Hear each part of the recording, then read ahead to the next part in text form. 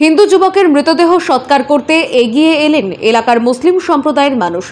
শুক্রবার মৃতদেহ সৎকারকে ঘিরে এমনই হিন্দু মুসলিম সম্প্রীতির ছবি নজরে এলো মালদার মানিকচকে। জানা গেছে, মানিকচকের কোরিয়া সুলতানপুর মুসলিম অধ্যুষিত এলাকা। এই এলাকায় মাত্র দুটি হিন্দু পরিবারের বাস, তাই হিন্দু পরিবারের সুখ দুঃখে পাশে থাকে এলাকার মুসলিম সমাজের মানুষ। সেই ছবি ধরা পড়ে শুক্রবার এক যুবকের মৃতদেহ সৎকারকে ঘিরে। জানা গেছে, কোরিয়া সুলতানপুর এলাকার যুবক দিনের সাহা চোখে ঠিকমতো দেখতে পেত না। সেই যুবকই বৃহস্পতিবার পরিবারের সঙ্গে রাগারাগি করে আত্মঘাতী হয়।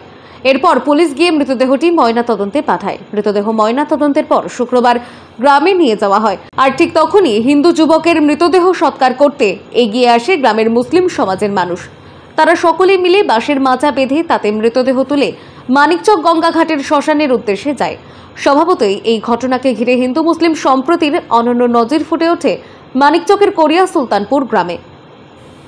মালদা থেকে মাধব কুমার মণ্ডলের রিপোর্ট, টাইমলেস ডেপিকশন নিউজ।